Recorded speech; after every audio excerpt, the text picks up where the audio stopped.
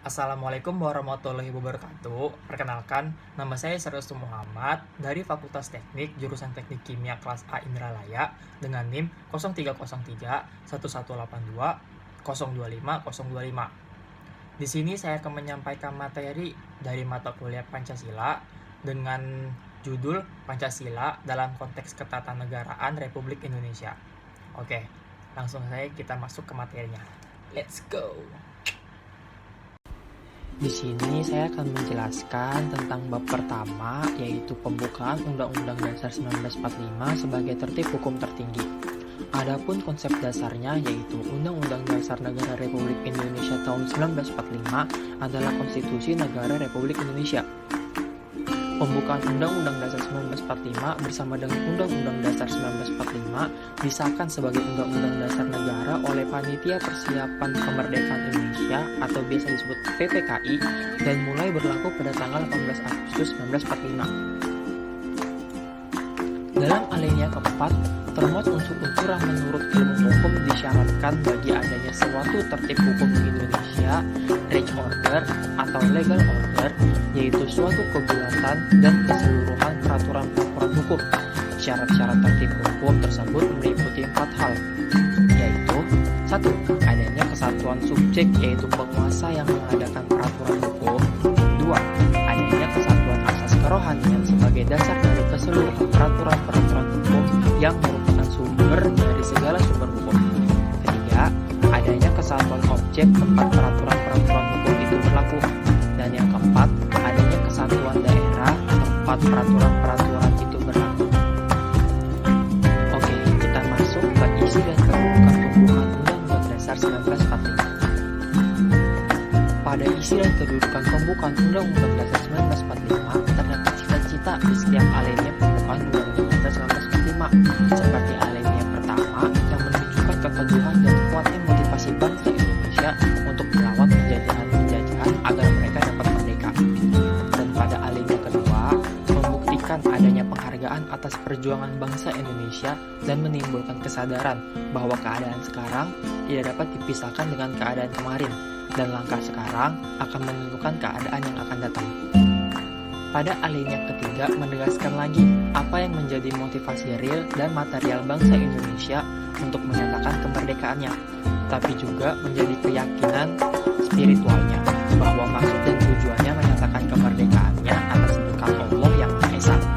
Dan alinea terakhir sebagai alinea keempat itu terkandung makna bahwa selain memperhatikan kepentingan secara nasional, bangsa Indonesia juga memperhatikan kepentingan bangsa secara internasional.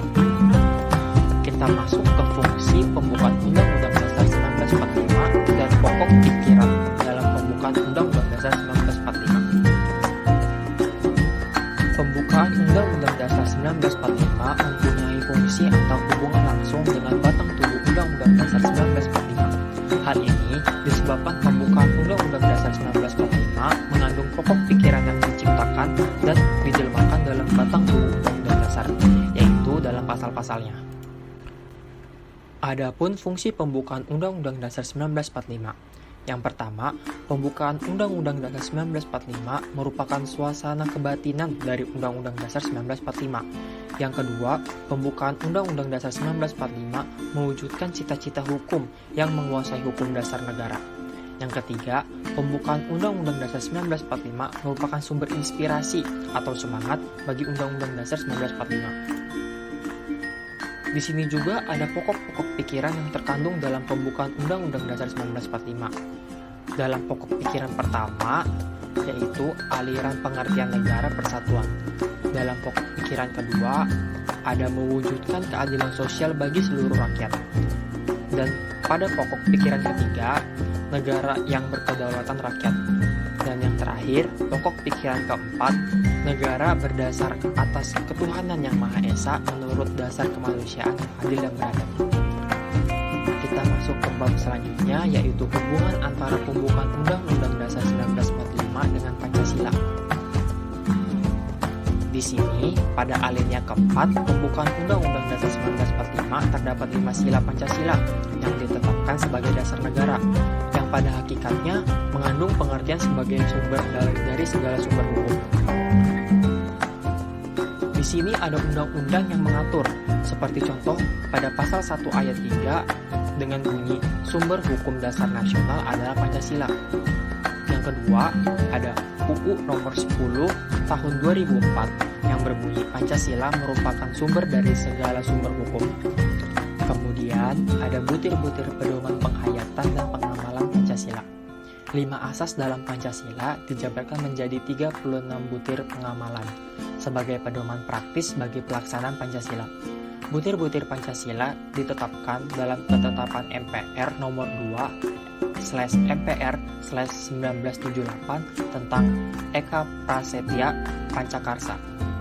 Pada sila pertama dengan bunyi ketuhanan Yang Maha Esa sebagai contoh 1. Percaya dan takwa kepada Tuhan Yang Maha Esa sesuai dengan agama dan kepercayaan masing-masing menurut dasar kemanusiaan yang adil dan beradab. Yang kedua, hormat menghormati dan bekerja sama antar pemeluk agama dan penganut-penganut kepercayaan yang berbeda-beda sehingga terbina kerukunan hidup. Yang ketiga, saling hormat menghormati kebebasan menjalankan ibadah sesuai dengan agama dan kepercayaannya. Dan yang keempat, tidak memaksakan suatu agama dan kepercayaan kepada orang lain. Pada sila kedua dengan bunyi kemanusiaan yang adil dan beradab, ada 8 contoh. Yang pertama, mengakui persamaan derajat, persamaan hak, dan persamaan kewajiban antara sesama manusia. Yang kedua, mencintai sesama manusia. Yang ketiga, mengembangkan sikap tenggang rasa. Yang keempat, tidak semena-mena terhadap orang lain. Yang kelima, menjunjung tinggi nilai-nilai kemanusiaan. Yang keenam, gemar melakukan kegiatan kemanusiaan. Yang ketujuh, berani membela kebenaran dan keadilan. Dan terakhir, bangsa Indonesia merasa dirinya sebagai bagian dari seluruh umat manusia. Karena itu, kembangkan sikap hormat menghormati dan bekerja sama dengan bangsa lain. Pada sila ketiga, dengan bunyi Persatuan Indonesia, ada 5 contoh. Yang pertama, menempatkan kesatuan, kepentingan, dan keselamatan bangsa dan negara di atas kepentingan pribadi atau golongan. Yang kedua, rela berkorban untuk kepentingan bangsa dan negara. Yang ketiga, cinta tanah air dan bangsa. Keempat, bangga sebagai bangsa Indonesia dan bertanah air Indonesia. Yang kelima, memajukan pergaulan demi persatuan dan kesatuan bangsa yang Bhinneka Tunggal Ika. Pada sila keempat dengan bunyi kerakyatan yang dipimpin oleh hikmat kebijaksanaan dalam permusyawaratan perwakilan, terdapat 7 contoh. Yang pertama, mengutamakan kepentingan negara dan masyarakat. Yang kedua, tidak memaksakan kehendak pada orang lain. Yang ketiga, mengutamakan musyawarah dalam mengambil keputusan untuk kepentingan bersama. Yang keempat, musyawarah untuk mencapai mufakat diliputi semangat kekeluargaan. Yang kelima, itikat baik dan rasa tanggung jawab menerima dan melaksanakan hasil musyawarah. Yang keenam, musyawarah dilakukan dengan akal sehat dan sesuai dengan hati nurani yang luhur. Dan yang terakhir, keputusan yang diambil harus dapat dipertanggungjawabkan secara moral kepada Tuhan Yang Maha Esa, menjunjung tinggi harkat dan martabat manusia, serta nilai-nilai kebenaran dan keadilan. Pada sila kelima, dengan bunyi keadilan sosial bagi seluruh rakyat Indonesia, terdapat 12 contoh. Yang pertama, mengembangkan perbuatan luhur yang mencerminkan sikap dan suasana kekeluargaan dan gotong royong. Yang kedua, bersikap adil. Yang ketiga, menjaga keseimbangan antara hak dan kewajiban. Yang keempat, menghormati hak-hak orang lain. Yang kelima, suka memberi pertolongan kepada orang lain. Yang keenam, menjauhi sikap pemerasan terhadap orang lain. Yang ketujuh, tidak bersikap boros. 8. Tidak bergaya hidup mewah. 9. Tidak melakukan perbuatan yang merugikan kepentingan umum. 10. Suka bekerja keras. 11. Menghargai hasil karya orang lain. 12. Bersama-sama berusaha mewujudkan kemajuan yang merata dan berkeadilan sosial. Nah, itu dia penjelasan dari saya. Kurang lebihnya mohon maaf dan semoga video tadi dapat bermanfaat bagi kita semua. Akhir kata, wassalamualaikum warahmatullahi wabarakatuh.